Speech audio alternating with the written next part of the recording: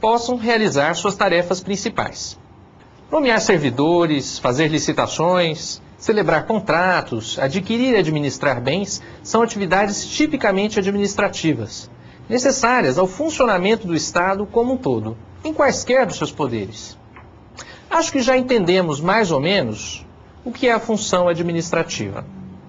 Porém, conceituá-la é tarefa dificílima, havendo autores que preferem dizer é tudo aquilo que não é função legislativa e nem função jurisdicional. Vamos fornecer, apenas como um suporte para avançarmos em nosso estudo, o seguinte conceito. A função administrativa consiste no exercício de poderes pelo Estado e seus agentes com a finalidade de a. Satisfazer concretamente os interesses essenciais da coletividade e b. Promover a organização e funcionamento dos órgãos estatais, de maneira a possibilitar o exercício de suas atividades.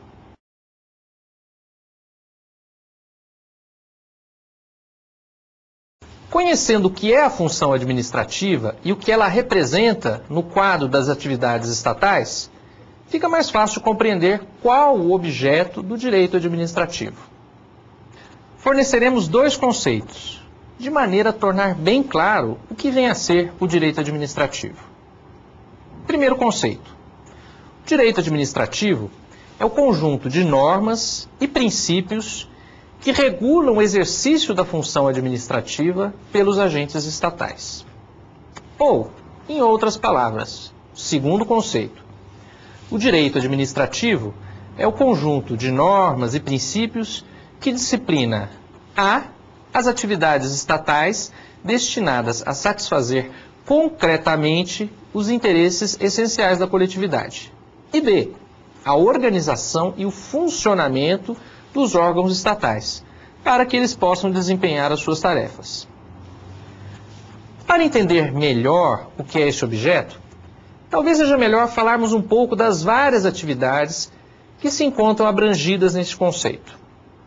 Podemos dizer que o direito administrativo abre-se como um grande guarda-chuva, sob o qual se abrigam diversas atividades, como elaboração de regulamentos e normas administrativas, prestação de serviços públicos, fiscalização e limitação da atividade dos particulares, condução de processos administrativos, licitação e celebração de contratos administrativos, estabelecimento de parcerias com agentes particulares, intervenção na propriedade particular, admissão e gestão de recursos humanos, gestão de bens do patrimônio público, realização de obras públicas,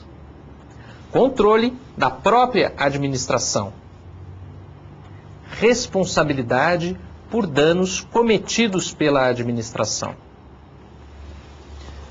Como você pôde perceber, são muitas as tarefas da administração, o que confirma aquilo que dissemos. O direito administrativo está presente em nosso dia a dia, embora nem sempre percebamos isso.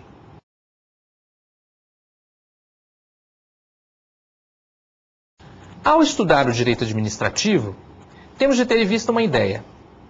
A administração não é um fim em si mesma. Ela é um meio de realizar as necessidades da coletividade.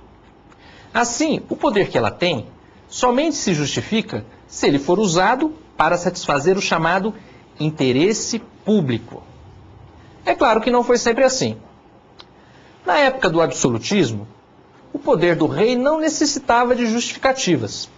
O rei fazia o que bem entendia, pois a sua vontade era soberana. Aliás, havia até uma frase em inglês que justificava esse fato. The king do no wrong. Isto é, o rei não pode errar. A vontade do rei é infalível e não está sujeita a qualquer questionamento. Com o surgimento do Estado de Direito, e com a afirmação dos regimes democráticos, o poder passou a necessitar de uma justificação baseada no bem comum. Os governantes e administradores agora precisam justificar suas decisões e atividades, demonstrando que elas são justas e úteis à sociedade.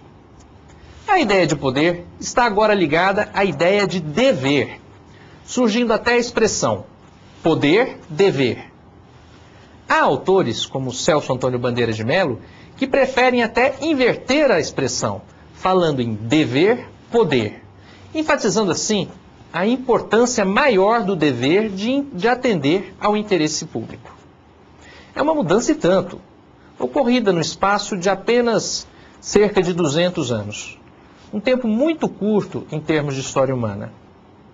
É nesse contexto que se formou a ideia de um regime jurídico administrativo. E o que será esse regime? Será aquele que a gente tenta começar toda segunda-feira? Não. Como você sabe, na linguagem do direito, regime é um tratamento legal dado a alguma pessoa ou situação, em razão de suas peculiaridades. Falamos então em regime das sociedades anônimas, regime de bens do casamento e etc. Da mesma forma, costuma-se dizer que há um regime próprio para a administração pública, diferente das normas que incidem sobre os particulares. É aquilo que eu costumo de chamar de jeitão que caracteriza o direito administrativo. Se compreendermos bem o que consiste esse jeitão, esse regime jurídico administrativo, toda a matéria será bem melhor compreendida. Para começar, por que existe esse regime especial para a administração pública?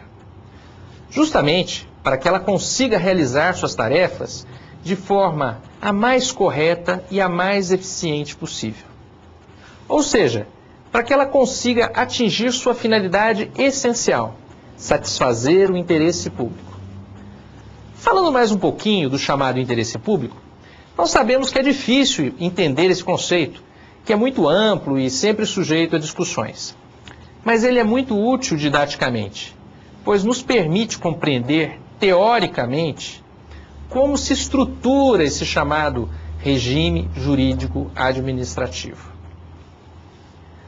Vamos então lembrar que, relacionado ao conceito de interesse público, são sempre mencionados dois princípios.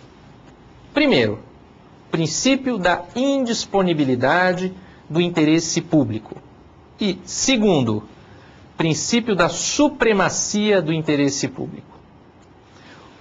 O princípio da indisponibilidade do interesse público nos diz que o agente público deve sempre cuidar da realização desse interesse, jamais se desviando desse caminho. Viola esse princípio, por exemplo, o agente público que usa a viatura oficial para viajar em férias com a família, ou ainda, o agente que desperdiça recursos públicos